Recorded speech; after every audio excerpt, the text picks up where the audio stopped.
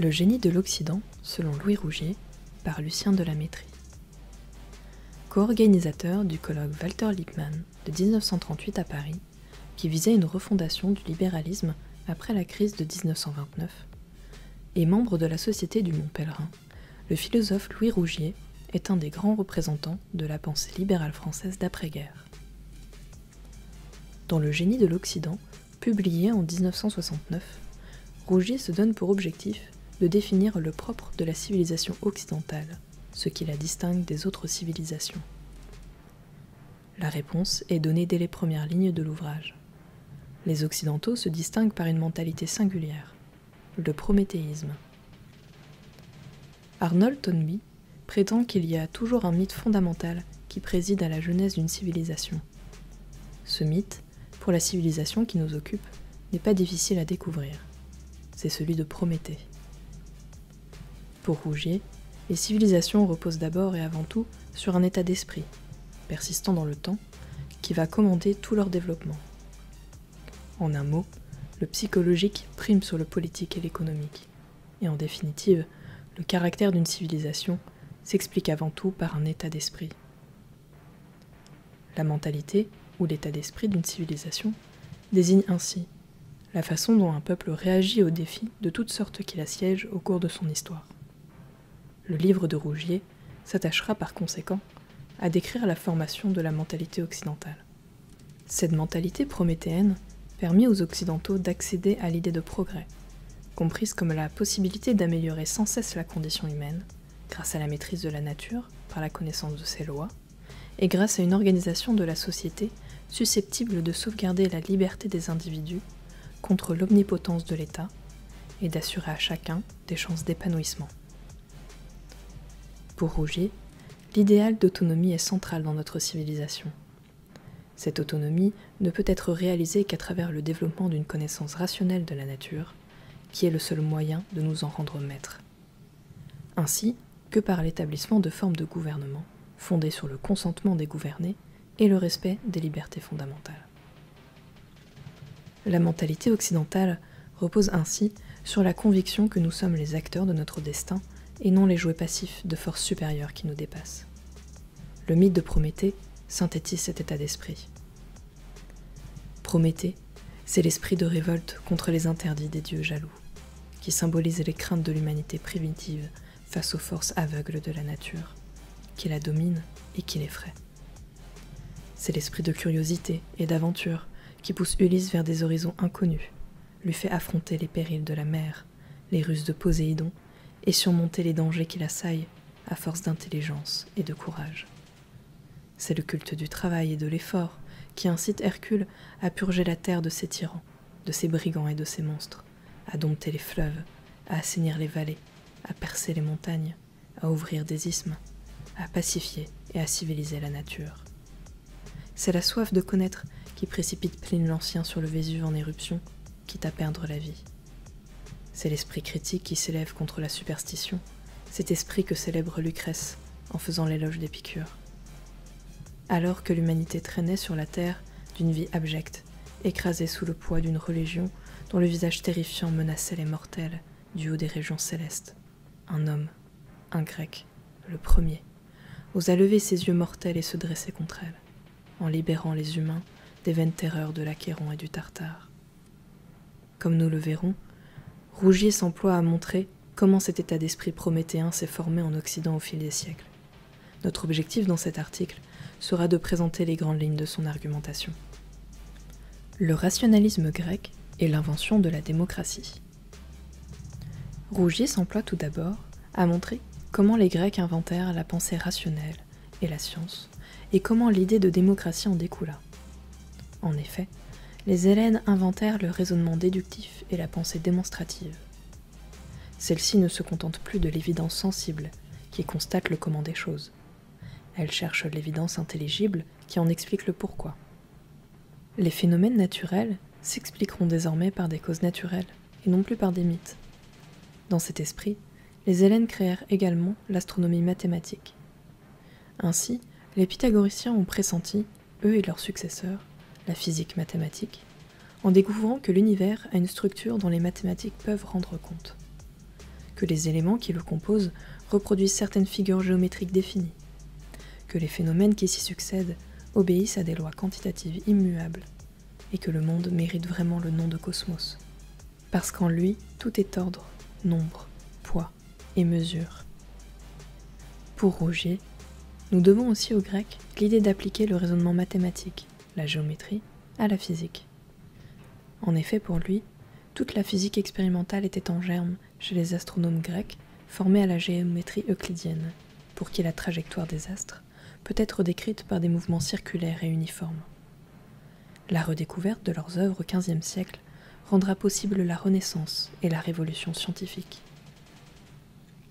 C'est en les lisant que Léonard de Vinci, Tartaglia, Stévin et surtout Galilée apprendront l'art d'appliquer les mathématiques à la nature et réaliseront la révolution scientifique qui engagera la civilisation occidentale dans la voie de l'industrie et de la technique qui transformeront la condition humaine. Nous leur devons par ailleurs l'idée de médecine scientifique. Rougier montre ensuite comment la démocratie, l'économie monétaire et la science de l'éthique découlent, elles aussi, du rationalisme grec. Pour les Grecs, la démocratie est le gouvernement de la loi, par opposition au gouvernement des hommes. La démocratie, c'est l'isonomia, c'est-à-dire l'égalité devant la loi. Dans le respect des lois, chacun est libre de vivre à sa guise, de mener ses propres affaires comme il l'entend. En effet, les Grecs ont conscience que l'égalité devant la loi est la condition de la liberté. Conséquemment, l'égalité des droits civils et politiques est accordée à tous les citoyens, riches et pauvres. Les fonctions publiques sont ouvertes à tous, à l'exception de celles de stratèges. Les magistrats sont tirés au sort et devront rendre compte sur la façon dont ils exerceront leurs charges. Toutes les délibérations sont publiques. Les Grecs inventent également la loi écrite, qui soumettait tous les citoyens à son empire, se soumettait elle-même à la raison. Dès qu'elle fut votée par l'Assemblée des citoyens, elle modifia tous les rapports humains et créa une nouvelle vie sociale, en substituant à l'obéissance hiérarchique la discussion entre égaux, à la cohésion du corps social obtenue par la force, celle obtenue par la persuasion. Du fait que les affaires de la cité sont soumises à la délibération collective de tous les citoyens, la puissance de la parole se trouva alors au cœur de la démocratie. Il s'agit de la vertu de l'argumentation dans une libre discussion, qui entraîne la conviction et, par là même, la décision. Toutes les questions que les prêtres ou les rois se réservaient de régler sans appel sont soumises à l'Assemblée, qui pèse le poids des arguments opposés et, par son vote, tranche le débat. La publicité des débats et des décisions concernant les affaires de la cité deviennent la norme, ainsi que le contrôle incessant de la communauté des citoyens sur l'exercice des magistratures de l'État, inaugurant la notion de reddition de comptes, centrale à toute démocratie. À quoi il convient d'ajouter l'isonomie, évoquée plus haut, c'est-à-dire l'égalité des citoyens devant la loi. Ainsi, tous ceux qui participent à la gestion de l'État se proclament et se sentent homoioi, des semblables, puis, d'une façon plus abstraite, des isoi, des égaux. Avec la démocratie, régime dans lequel les affaires de la cité deviennent celles de tous les citoyens, émerge le patriotisme, qui ne doit pas être compris comme la loyauté qu'un sujet doit à un prince ou à un seigneur, mais comme le sentiment qu'en défendant la cité, on défend un bien commun, et par conséquent, un bien propre. L'ouverture des fonctions publiques et la participation de tous les citoyens aux affaires de l'État inclinent par conséquent chacun à identifier le bien de la cité avec son bien propre. Le rationalisme en morale donna naissance à l'idée selon laquelle la raison permet de connaître le souverain bien et les moyens pour l'atteindre. Une vie morale est une vie conforme à la raison, qui consiste à tempérer les passions et à subordonner toutes ses facultés au contrôle de la raison. La vertu suprême est le juste milieu, l'arrêté, dont la démesure, l'hubris, est le pendant. Une vie bonne, raisonnable, est synonyme d'ordre et d'harmonie, qu'il s'agisse de la vie intérieure de l'individu ou de la vie de la cité. L'harmonie, qui fait la bonté de l'âme, fait aussi la beauté des corps. Pour le grec, le beau est la splendeur du bien, et la kalogagatia, une belle âme dans un beau corps, est l'expression de l'humanisme antique. Les Grecs inventèrent également l'économie monétaire et donnèrent avec Athènes l'exemple d'une première économie de marché dont la division du travail, les échanges commerciaux internationaux et l'innovation technique garantirent la prospérité. En résumé, le rationalisme grec est tout simplement à la base de toute la civilisation occidentale moderne. Sans lui, la révolution scientifique du XVIIe siècle, qui commande la révolution industrielle du XVIIIe siècle, et l'avènement de la révolution technicienne du XXe siècle, eût été inconcevable.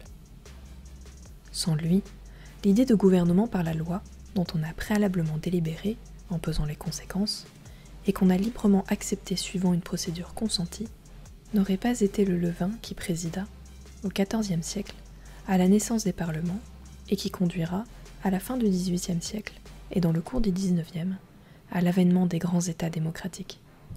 Sans lui, une certaine conception de l'autonomie de la personne humaine, appelée à développer harmonieusement toutes ses facultés et à choisir son propre destin, et qui, sous le nom d'humanisme, s'oppose à cet individu embrigadé et fonctionnalisé que les Allemands appelleront Teilmensch, aurait pu ne pas s'imposer comme un idéal et un espoir.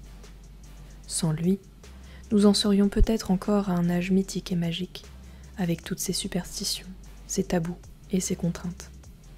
Persée tuant la méduse, c'est le symbole du génie grec, la raison s'affranchissant des maléfices de la fable. L'ordre romain. Le chapitre 3 insiste sur l'invention du droit par les Romains. En effet, l'idée d'un droit écrit, abstrait, impersonnel et universel est un legs de la civilisation romaine. Les principes du droit romain tendent à s'identifier avec ceux du droit naturel, que les stoïciens considèrent comme un code moral, implanté en tout être doué de raison. C'est ainsi que Gaius définit le ius gentium, comme la loi que la raison naturelle a établie dans toute l'humanité. Le droit romain se présente comme la raison écrite, qui inspirera plus tard les théoriciens du droit naturel, John Locke, et les pères fondateurs des États-Unis, tout autant que les révolutionnaires français. Sous l'Empire, émerge également la conscience chez les peuples européens d'appartenir à une même civilisation. À partir du début du second siècle, l'Empire n'est plus qu'une fédération de cités, chacune jouissant des mêmes droits, groupées autour de la plus puissante d'entre elles, Rome, tutrice et législatrice de l'univers, qui les gouverne à l'aide des mêmes lois et de la même administration. Au droit des étrangers, au droit latin, s'est substitué partout le droit romain. À l'exploitation des provinces, en vertu du droit de conquête, a succédé leur sauvegarde en vertu du droit des gens, qui, sous les Antonins, tend à se confondre avec le droit naturel. Les Romains développèrent également des machines à vapeur et firent preuve d'une grande maîtrise de l'ingénierie et de l'architecture, comme en témoignent les vestiges des aqueducs. Certaines grandes villes, comme Rome, bénéficiaient même du tout à l'égout et de l'eau courante. L'école d'Alexandrie, fondée au IIe siècle avant Jésus-Christ par Ctesibios, connaissait les principes de l'hydraulique et de la pneumatique, leur permettant de créer des automates. L'exemple le plus significatif est celui d'un jouet, l'éolipile, la boule d'éole. Pour l'actionner, Héron utilise le principe de la chaudière tubulaire et du robinet de Watt, dans un appareil appelé aussi milliaron, par suite de sa ressemblance avec les bornes militaires. Or jamais l'idée ne lui vint de brancher son éoliphe sur une machine-outil, d'en faire une turbine à vapeur pour soulager l'effort humain. Mais si les Grecs et les Romains étaient aussi avancés intellectuellement, s'ils connaissaient déjà les arts mécaniques, notamment l'école d'Alexandrie, pourquoi cette antique civilisation n'accoucha pas de la révolution industrielle? Les raisons principales, selon Rougier, sont à chercher du côté de la dévalorisation du travail manuel et de la technique, au profit d'une conception purement contemplative de la science, recherchée pour elle-même, et de l'institution de l'esclavage. L'esclavage empêcha le développement du machinisme et des sciences appliquées. L'insuffisance du machinisme par un cercle vicieux inévitable, renforça la nécessité de l'esclavage, au point de le rendre statutaire. Parce qu'accompli le plus souvent par les esclaves, le travail manuel, artisanal et mécanique fut disqualifié. Parce que disqualifié, l'attention des savants s'en détourna, et la science prit un aspect le plus souvent théorique, spéculatif, sans aucun souci d'application pratique susceptible de soulager la peine des hommes et d'améliorer leurs conditions. Avec une main-d'œuvre bon marché abondante, le besoin de soulager le travail des hommes en ayant recours à la technique se fait moins pressant. L'enseignement devient purement littéraire, tourné vers les études des grands classiques au détriment de l'étude des mathématiques et des arts mécaniques. En induisant un mépris pour les sciences appliquées, l'esclavage eut de plus, pour conséquence, l'arrêt du progrès scientifique et de l'esprit d'entreprise. Non seulement les sciences fondamentales périclitent, mais leurs applications techniques, les inventions pneumatiques et hydrauliques de Ctesibios et Héron et de leurs successeurs ne sont pas exploitées. Les architectes et les ingénieurs de l'Empire romain n'apportent aucune amélioration révolutionnaire aux procédés que l'on rend léguer le monde hellénistique et l'Italie républicaine. Les propriétaires, les constructeurs, les exploitants préfèrent investir en machines humaines plutôt qu'en machines de bois ou de fer, étant donné l'affluence et le prix modique des esclaves. Avec l'esclavage croissant, s'éteint l'esprit d'entreprise. En outre, la civilisation antique ne sut penser l'idée de progrès du fait d'une conception cyclique du temps. En effet, celle-ci présuppose une vision linéaire du temps et une philosophie de l'histoire pour laquelle l'histoire est téléologiquement orientée. Si les Grecs inventèrent la science démonstrative et l'organisation rationnelle de la cité, ils échouèrent cependant à promouvoir les sciences appliquées qui leur auraient permis de domestiquer les forces de la nature au service de l'homme. Le christianisme, en condamnant l'esclavage et en réhabilitant le travail manuel et la technique, produisit toutefois à cet égard une révolution sociale et morale. Le Moyen Âge. Avec le Moyen Âge et la christianisation des sociétés européennes, le rapport au travail et à la technique évolua. En effet, proclamant l'égale dignité des hommes et la nécessité du travail pour tous, le christianisme provoqua une revalorisation du travail manuel et des arts mécaniques. La glorification du travail artisanal suscita des innovations importantes, comme le moulin à vent et le moulin à eau. Entre le Xe et le XIe siècle, l'emploi de l'énergie motrice que représente le moulin à eau se généralise explosivement, grâce à l'abondance des cours d'eau. Il va provoquer une véritable révolution industrielle, basée sur la mécanisation des divers métiers. Ainsi, dans tous les domaines, dans l'exploitation agricole, dans l'exploitation des sous-sols, dans l'exploitation du monde animal, dans les techniques du feu, dans les procédés chimiques, dans l'armement, dans les grands travaux, des progrès techniques sont réalisés. Grâce à la disparition progressive de l'esclavage, grâce à la sécurité relative que procurent les grandes monarchies féodales qui se constituent à partir du XIe siècle, une civilisation technique s'esquisse et se développe, qui va modifier considérablement la vie économique et sociale et l'attitude de l'homme en face du monde. Toutefois, les innovations techniques du Moyen Âge se développèrent pour répondre aux besoins nés de l'accroissement de la population, du climat, du développement de la vie urbaine, des guerres et du commerce. Elles ne furent pas le fruit de la science appliquée. Pour cela, il faudra attendre la Renaissance et la redécouverte des œuvres des savants grecs pour que la science moderne prenne enfin son essor. Ce qui impliquait de l'emporter d'abord sur la culture purement livresque promue par l'Église par le truchement de l'étude des Écritures et de la pensée d'Aristote. La Renaissance et la redécouverte de l'Antiquité. À la faveur de la redécouverte de l'Antiquité, l'humanisme de la Renaissance, d'abord dans la Florence des Médicis, puis dans toute l'Italie, va mettre à mal le théocentrisme pour lequel l'homme et la création n'existent que pour Dieu, pour le glorifier et le servir. Alors que la vie terrestre était principalement vue comme une épreuve préparant au salut après la mort pour le christianisme, l'avènement de l'humanisme à partir du XIVe siècle consacrera le bonheur terrestre comme un objectif légitime, justifiant que l'on utilise la science et les arts mécaniques afin de rendre l'homme comme maître et possesseur de la nature et ainsi soulager sa peine. De contemplative, la science devint ainsi opérative. Elle devra désormais être utile et satisfaire les besoins des hommes. Dorénavant, l'homme existera et vivra pour lui-même, et la science et les techniques l'aideront dans cette entreprise. L'exhumation par les humanistes de la civilisation gréco-latine, qui pendant un millénaire avait atteint les sommets de la science, de la philosophie, de la littérature et de l'art, dans une indépendance totale à l'égard du judaïsme et du christianisme, fut une révélation plus bouleversante pour les esprits que ne devait l'être celle provoquée par les grandes découvertes. Une civilisation avait existé où les hommes n'avaient pas entendu parler de Moïse et du Christ, ignoraient le péché originel et les sanctions infernales, ne jetaient pas l'anathème sur la nature, déchue et corrompue, mais la suivaient comme une conseillère de sagesse et une institutrice de beauté. Une civilisation avait existé où les rites étaient séparés des croyances, où l'intelligence n'était pas humiliée devant la foi, où le désir de savoir n'était pas taxé de concupiscence périlleuse. Cette renaissance concernait autant la science que les arts. Les artistes italiens, Michel-Ange, Botticelli, Léonard de Vinci, Raphaël, commencèrent à s'inspirer de l'art gréco-romain, renouvelant les canons de l'art occidental.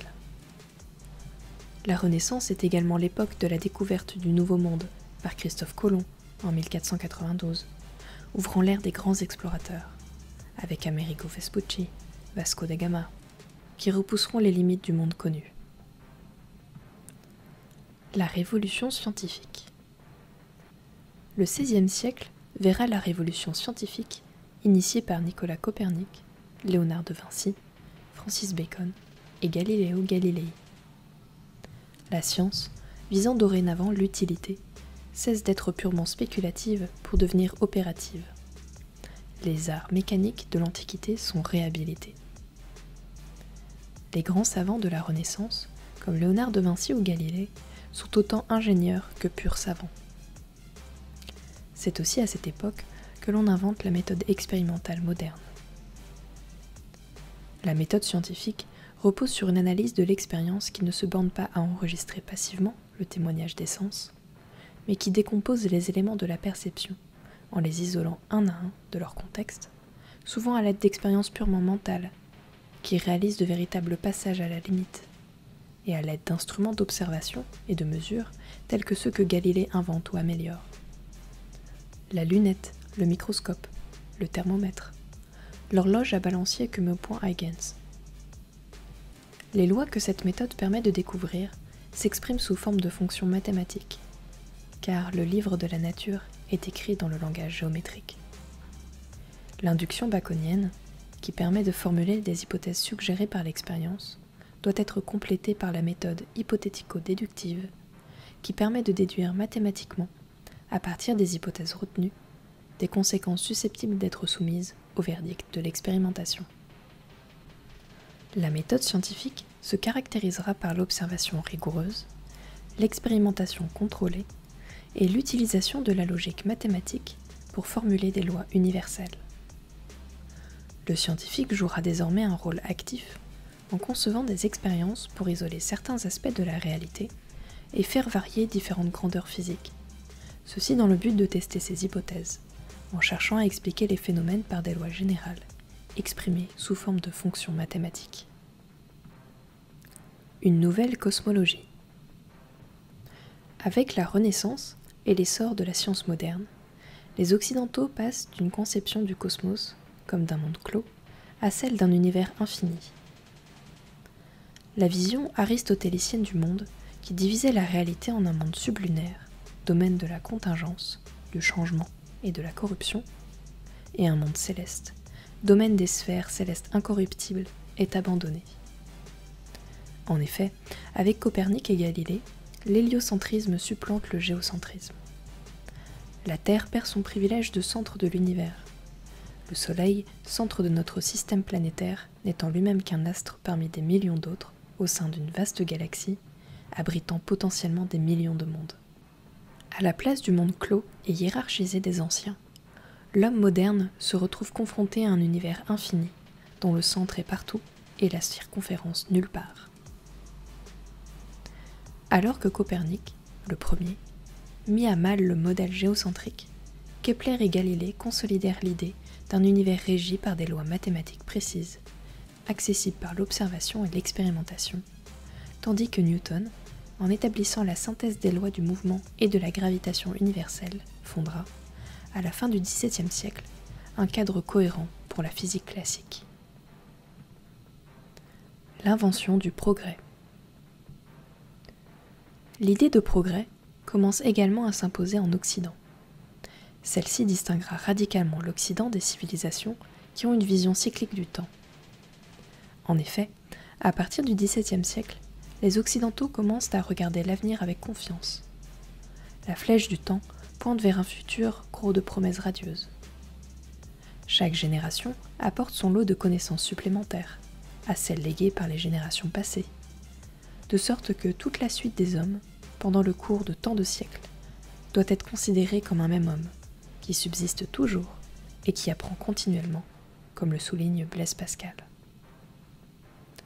Le respect des anciens consistera désormais à mettre à profit leurs contributions et à corriger leurs erreurs, en invoquant l'expérience et la raison, non à les répéter servilement en invoquant leur autorité. Avec le XVIIIe siècle s'imposeront la notion de perfectibilité de l'homme et l'idée d'un progrès infini des mœurs. En développant la science et les techniques, l'humanité approfondit sa connaissance des lois de la nature et se donne les moyens d'en devenir comme maître et possesseur, selon la formule de Descartes. On croit dorénavant à la toute-puissance de l'éducation pour transformer les individus, et à celle de la législation pour transformer les peuples. Pour Helvétius, l'esprit, le génie et la vertu sont les produits de l'instruction, et non des dons innés. Tandis que Diderot décrète que, si les lois sont bonnes, les mœurs sont bonnes, et elles sont mauvaises si les lois sont mauvaises. Le législateur forme à son gré des héros, des génies et des hommes vertueux. L'esprit est dès lors vu comme une table rase sur laquelle on peut imprimer ce que l'on veut. Il y a dès lors plus de nature humaine immuable. D'éclairés éducateurs et législateurs peuvent tenter de façonner alors l'homme idéal. On connaît le succès qu'aura cette idée à gauche jusqu'à nos jours. Ainsi, à mesure que se développent les sciences et l'industrie humaine, l'histoire commence à être comprise comme un processus téléologiquement orienté vers l'accomplissement de l'humanité, morale, scientifique, économique, et son bonheur terrestre. L'homme occidental s'affirme comme acteur autonome de son histoire, confiant dans l'idée que ses progrès moraux, politiques, économiques et scientifiques sont dus à ses seules capacités et à ses efforts. Cette prise de conscience de l'historicité des sociétés humaines suscitera de nombreuses philosophies de l'histoire, mais toutes admettront que l'homme est l'artisan conscient et responsable de sa destinée. Il n'est pas un instrument passif, le jouet de forces cosmiques ou surnaturelles, ce qui lui procurerait à la fois une excuse, un alibi. Le capitalisme et l'éthique protestante. Un autre grand pilier de la modernité se met en place progressivement à partir du XVIe et du XVIIe siècle, le capitalisme. Pour Rougier, la mentalité capitaliste est principalement attribuable à l'expansion du commerce et à la réforme protestante, calviniste surtout. En effet, l'Église catholique, au Moyen Âge, condamnait le commerce et la recherche des richesses comme des activités pécamineuses. Le prêt à intérêt était condamné comme relevant de l'usure. La pratique de l'intérêt revient à vendre le temps. Or, le temps ne peut être une propriété individuelle. Le temps n'appartient qu'à Dieu. L'argent n'avait pas vocation à être thésaurisé ou investi, il devait être dépensé. De plus, le droit corporatif et le droit canon soumettaient la production à une réglementation tatillonne, bloquant tout développement économique. Dans une corporation, tout est réglementé. La durée de l'apprentissage, le nombre des compagnons, le taux des salaires, les heures de travail, la technique de la production. Ce n'est pas le procédé le plus rapide et le plus efficace, mais le plus lent, celui qui exige le plus de main-d'œuvre qui est préféré. Toute nouveauté est suspecte et ne peut être introduite qu'après accord préalable des anciens de la corporation et des juges de la ville. On aboutit à un malthusianisme économique. À partir du XVIe siècle, la réforme protestante, le calvinisme en particulier, va complètement bouleverser le rapport des sociétés occidentales au commerce et à la richesse. Sous l'effet de cette doctrine religieuse, le travail professionnel sera promu à la dignité d'un service divin. Rappelons d'abord rapidement les dogmes promus par Jean Calvin. Celui-ci repose sur 5 dogmes. La dépravation totale, à cause du péché originel, les hommes sont esclaves du péché. L'élection inconditionnelle ou prédestination. Dieu sait d'avance qui sera sauvé. Il y a ensuite la grâce irrésistible. Nul ne peut rejeter l'appel de Dieu. Il y a l'expiation limitée. Le sacrifice du Christ sur la croix ne vaut que pour une poignée d'élus, prédestinés à être sauvés, et non pour l'humanité entière. Enfin, la persévérance des saints. Quiconque possède la foi ne saurait la perdre. Comme tout bon protestant qui se respecte, les calvinistes souscrivent également au dogme de la justification par la foi seule, sola fide, et d'admettre que la seule autorité des Écritures, sola scriptura. La foi salvifique se faisant connaître par les fruits qu'elle donne, la réussite dans les affaires sera interprétée comme un signe d'élection. Les calvinistes, rejetant toute distinction du temporel et du spirituel, du politique et du religieux, entreprennent de christianiser toutes les formes de l'activité humaine. Il n'est pas de meilleure manière de participer au plan divin qu'en se vouant à sa vocation professionnelle. De cette tournure d'esprit naîtra le culte du travail, le sens de l'épargne et de l'investissement auquel on associe volontiers les pays protestants. Calvin, qui gouverne une cité industrielle et commerçante, reconnaît, avec un sens aigu des nécessités économiques, la valeur productive de l'argent, le rôle du crédit, la légitimité du prêt à intérêt perçu en argent, à la seule condition de la bien distinguer par un taux légitime de l'usure, qui prétend entretenir son homme sans travailler avec la dépouille de l'impécunieux. Dieu accorde aux hommes des talents pour qu'ils les fassent fructifier. C'est faire injure à sa providence que de les négliger. Il est licite de travailler de la manière qui vous assure le gain légitime le plus élevé. Vous avez le devoir de mettre en œuvre et de développer le plus possible vos facultés et vos talents. Travailler est un devoir. Perfectionner ses dons est le meilleur moyen pour participer à la gloire de Dieu. Le principe d'efficience, véritable impératif catégorique des pays capitalistes, est une conséquence économique de cette théologie. On voit ainsi tout ce que la mentalité capitaliste du sens de l'effort, de l'épargne et de l'investissement, également de l'efficacité maximale dans l'utilisation des ressources, doit à l'éthique protestante. L'éthique protestante, substituée à l'éthique catholique médiévale, crée ainsi la mentalité capitaliste.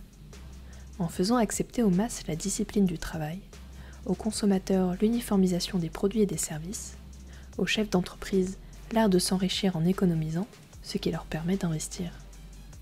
Cette mentalité va progressivement se séculariser dans les siècles qui suivront et pénétrera toutes les couches des populations occidentales. La révolution économique. Révolution économique, politique et industrielle seront les conséquences lointaines de ce basculement dans la mentalité collective. La première, la révolution économique, résulte de la découverte des lois de l'économie de marché. Les Occidentaux découvrent les vertus de la division du travail et des échanges économiques. En effet, les économistes français, Turgot, et les physiocrates comme Quesnay, en tête, et les économistes écossais, comme Adam Smith, comprennent que l'économie n'est pas un jeu à somme nulle, dans lequel les gains des uns seraient les pertes des autres. Il est possible de s'enrichir mutuellement par le commerce. Cela vaut pour les individus comme pour les nations. Au XVIIIe siècle, l'Europe découvre ainsi les vertus du libre-échange. La célèbre formule de Gounet, « laisser faire, laisser passer », était une arme de guerre pour abattre les douanes intérieures et les frontières entre les peuples. Elle se justifiait par cet ordre naturel et providentiel qui, grâce à la loi de l'offre et de la demande sur les marchés concurrentiels, adapte spontanément la production aux besoins de la consommation. Le rôle du souverain consistait à empêcher que le jeu des lois naturelles ne soit faussé par des coalitions d'intérêts. Louis Rougier crédita Adam Smith d'avoir fondé la science économique moderne avec son ouvrage « La richesse des nations », publié en 1772. dans lequel l'économiste écossais explique que l'intérêt individuel est le moteur principal de l'action humaine. C'est le souci de leur intérêt personnel qui pousse les hommes à accomplir le travail pour lequel la société consent à les payer. Comme l'explique Smith dans sa célèbre citation, « Ce n'est pas à la générosité du boucher, du brasseur ou du boulanger que nous devons notre repas, mais au souci que chacun a de son intérêt personnel. Ce n'est pas à leur humanité que nous faisons appel, mais à leur égoïsme. Et nous ne leur parlons jamais de nos besoins, mais de leurs avantages. » La concurrence jouera un rôle modérateur dans la recherche de l'intérêt personnel en empêchant les uns et les autres d'abuser de leur position avantageuse. En effet, si un commerçant pratique un prix que les consommateurs jugent trop élevé, ils iront voir ses concurrents. Si un employeur paye ses employés un salaire inférieur à ceux pratiqués par ses concurrents, il risque de se retrouver sans main-d'œuvre. Par l'action de la loi de l'offre et de la demande, les prix et les salaires se fixent spontanément à un niveau satisfaisant entre le producteur et le consommateur, le vendeur et l'acheteur de travail, sans qu'il ne soit nécessaire que l'État intervienne. En bref, qu'il s'agisse du marché du travail, du capital, des produits ou des services, la loi de l'offre et de la demande, utilisant l'intérêt individuel comme élément moteur et la concurrence comme élément modérateur, tendra, par le mécanisme des prix, à fixer les salaires, les profits, les taux d'intérêt, les prix, au point d'équilibre qui permettra à toute l'offre disponible d'être acceptée et à toute la demande solvable d'être satisfaite. Le mécanisme du marché n'explique pas seulement l'équilibre spontané qui tend à adapter l'offre à la demande, la production aux besoins. Il explique la dynamique économique, c'est-à-dire les forces qui incitent les sociétés, comme les individus, à accroître sans cesse leurs revenus. L'explication réside dans le désir naturel de l'homme d'améliorer sa situation, ce qui le conduit à épargner et à employer productivement son épargne, d'où résulte, comme l'avaient bien vu les prédicateurs protestants, l'accumulation du capital. La révolution industrielle. Conséquence des révolutions scientifiques et économiques décrites plus haut, la révolution industrielle, à partir du XVIIIe siècle, va profondément bouleverser les sociétés occidentales. Pour Rougier, la révolution industrielle peut être comprise comme la substitution de la machine, actionnée par une énergie naturelle, à l'outil actionné par la force musculaire de l'homme, et simultanément la substitution d'énergies régulières et utilisables à volonté, telles que la force de la vapeur, en attendant l'énergie chimique, électrique ou nucléaire, à des énergies aléatoires, celles de l'eau et de l'air, qui dépendent de la configuration du sol, du climat et des intempéries.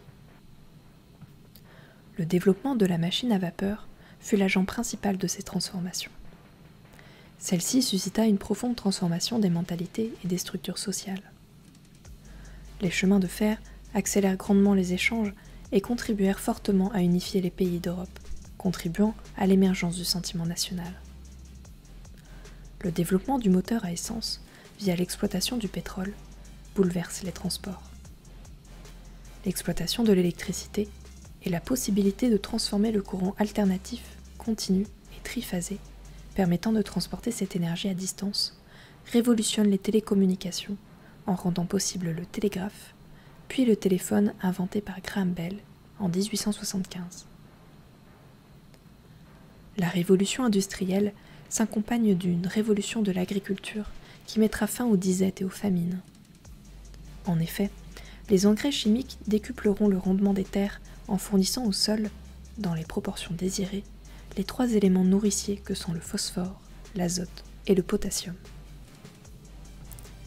La mécanisation et la motorisation agricole permirent, de leur côté, de remédier à la pénurie de main-d'œuvre et d'accroître les rendements tout en soulageant la peine des hommes.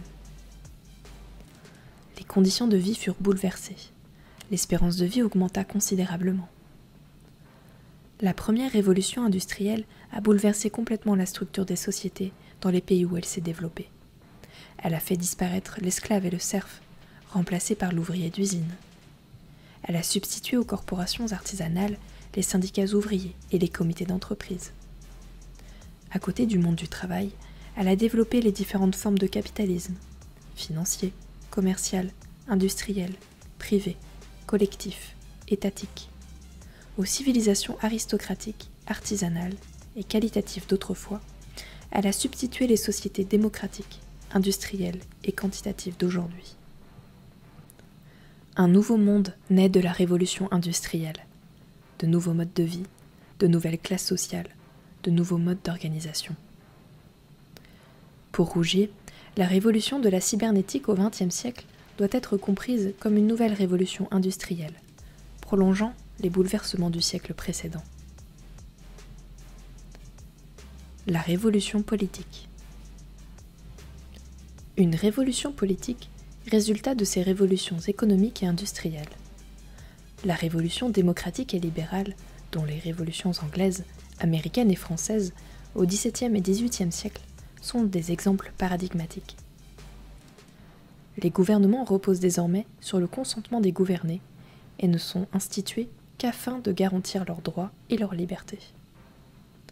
Le rapport des gouvernés à leurs gouvernants s'en trouve alors bouleversé. Pour Rougier, cette révolution politique est le fruit d'un long processus historique remontant à l'Antiquité et au christianisme. En effet, le christianisme, en introduisant la distinction du temporel et du spirituel, met fin à l'idolâtrie de l'État.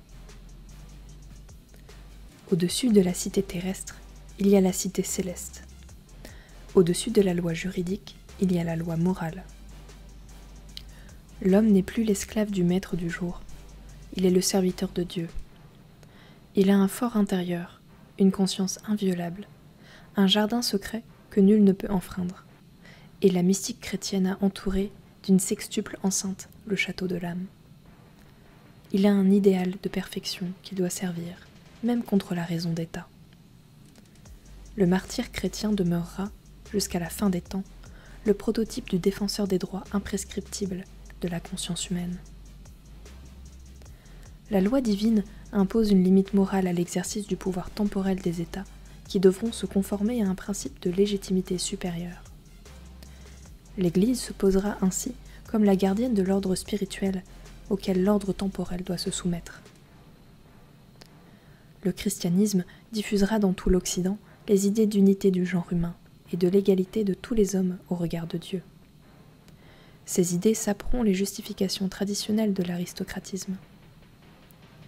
Selon Rougier, avec le triomphe du christianisme en Occident, il n'existera désormais plus des aristocraties de fait, plutôt que des aristocraties de droit ou de nature. Bien que l'Église, en tant que corps organisé, ayant des intérêts temporels, fût le plus souvent l'allié des souverains, des nobles, des grands feudataires, néanmoins, en reniant le fondement idéologique des gouvernements aristocratiques, en donnant une voix à la revendication des pauvres et des faibles, le christianisme, tel qu'il fut vécu dans l'âme des croyants, rendit possible l'avènement des démocraties modernes et concourut sentimentalement à les établir. Toutefois, Rougier tempère ce jugement en soulignant que l'Église catholique n'invoquait la distinction du temporel et du spirituel que lorsqu'elle se sentait menacée.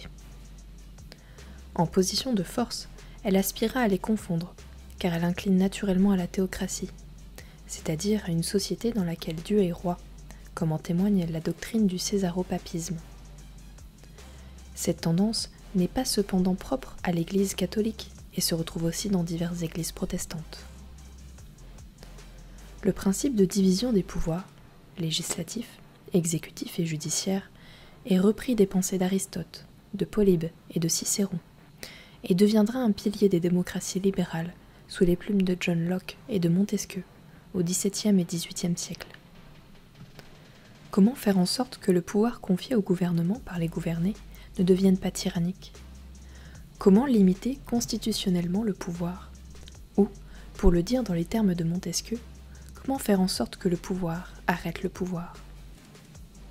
Pour Rougier, nous devons en outre à l'Angleterre 5 institutions visant à protéger les libertés individuelles.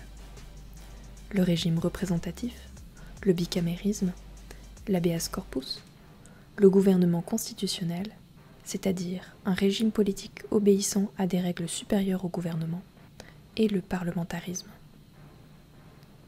Quoiqu'elles ne vivassent jusqu'à consacrer les privilèges des seigneurs féodaux anglais, on considère que la Magna Carta de 1215 exprima les principes du droit moderne.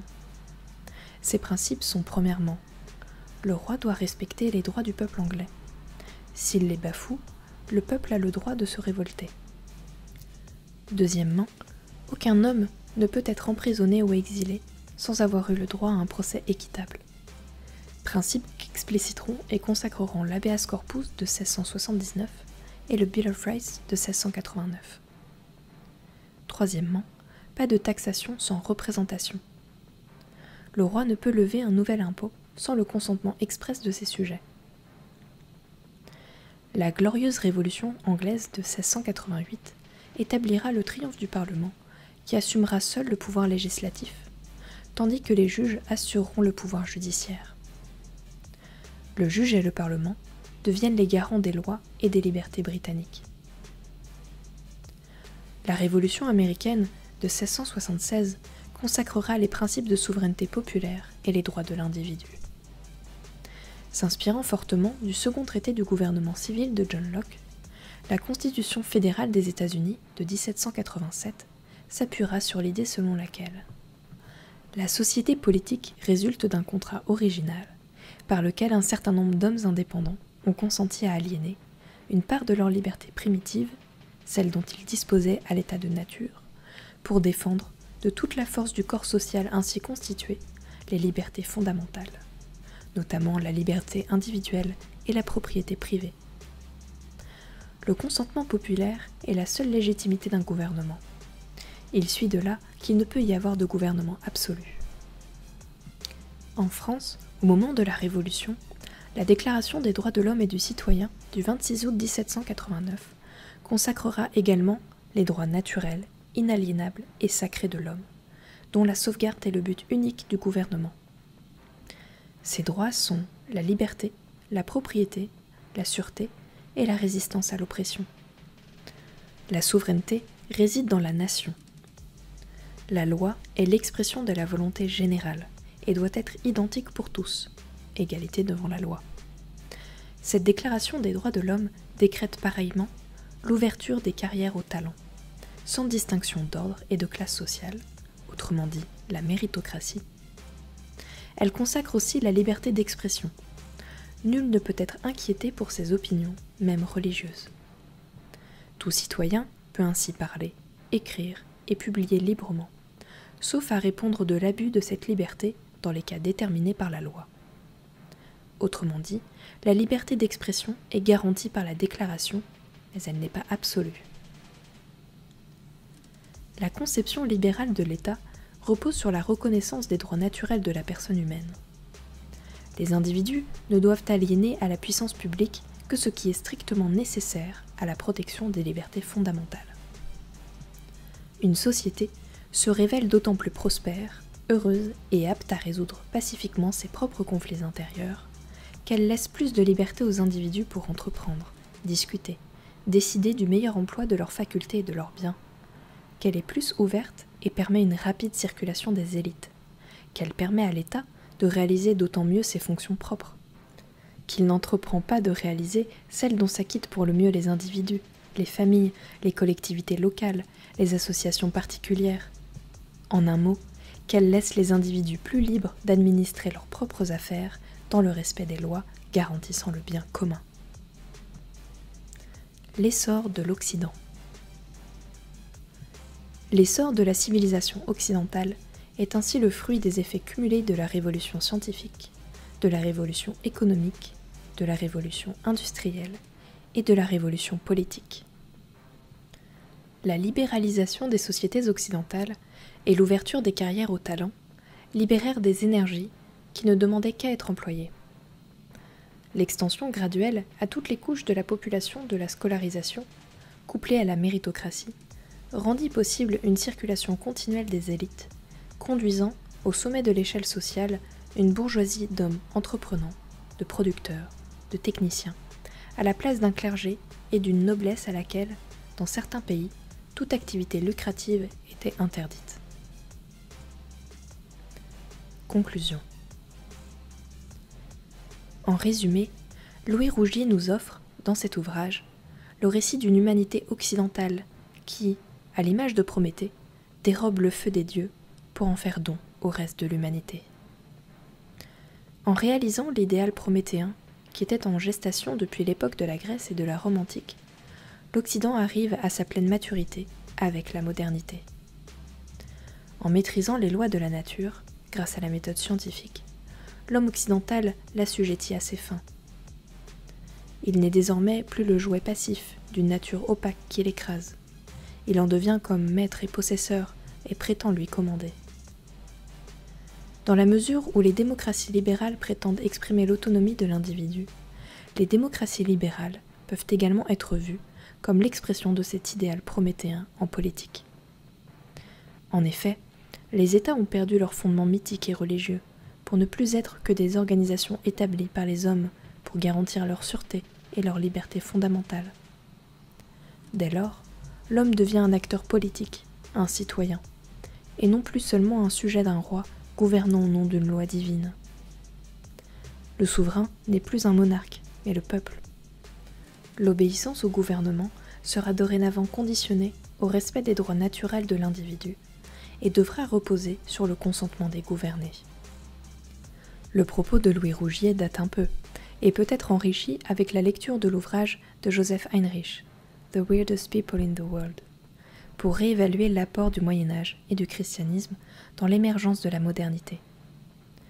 On gagnerait à lire le livre de Rodney Stark, How the West Won, The Neglected Story of the Triumph of Modernity, remettant en cause la thèse selon laquelle la Renaissance constituerait une rupture radicale avec un Moyen-Âge ténébreux. Stark montre que les acquis de la modernité, la rationalité, la science moderne, le capitalisme, les principes de la démocratie libérale, sont le fait de tendances de long terme auxquelles le Moyen-Âge et le christianisme auraient pleinement contribué.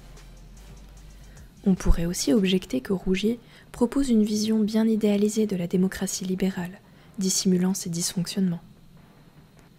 En effet, il y a quelques raisons d'être sceptique concernant les vertus supposées des régimes démocratiques. Pour n'en citer que quelques-unes, Hayek et Benjamin Constant avant lui soulignent, bien avant Peter Thiel, la tension existante entre le principe de la souveraineté du peuple et la protection des libertés fondamentales. Schumpeter montre de son côté que les notions de bien commun ou d'intérêt général sont opaques. Les travaux de l'école des choix publics, Jason Brennan, Bryan Caplan, montrent en outre que l'idéal démocratique, dans la mesure où il repose sur des hypothèses contestables, pour ne pas dire irréalistes, concernant la rationalité des électeurs, est largement illusoire. Par ailleurs, le système politique des démocraties réellement existantes ne repose pas sur un mécanisme de feedback négatif qui lui permettrait de corriger ses erreurs et d'améliorer la qualité des politiques publiques. Les élections, censées fournir un tel mécanisme selon Schumpeter, semblent bien insuffisantes dans cette tâche. On gagnerait ici à lire les écrits de Curtis Yarvin sur la démocratie. Un lecteur de Nick Land pourrait également souligner le défi que représente pour le prométhéisme promu par Rougier l'accélération du développement technique et économique, qui ne cesse de bouleverser en profondeur nos conditions d'existence. En effet, si on suit Land, ce processus est devenu autonome. Car l'accélération n'est pas un objectif qu'il faudrait promouvoir, mais quelque chose qui advient, que cela nous plaise ou non. L'homme n'est plus l'acteur de ces transformations, si tant est qu'il ne le fut jamais. Pire encore, il est même vain d'espérer les piloter, encore plus de croire que l'on peut les stopper. Il n'est d'autre espoir que de s'y adapter. Dans ces conditions, comment l'idéal prométhéen, au cœur de l'identité occidentale selon Rougier, pourrait subsister? L'Occident est à la croisée des chemins. Cet audio vous a plu? Abonnez-vous à notre chaîne afin de recevoir tout notre contenu et soutenez-nous sur Tipeee, le lien est dans la description.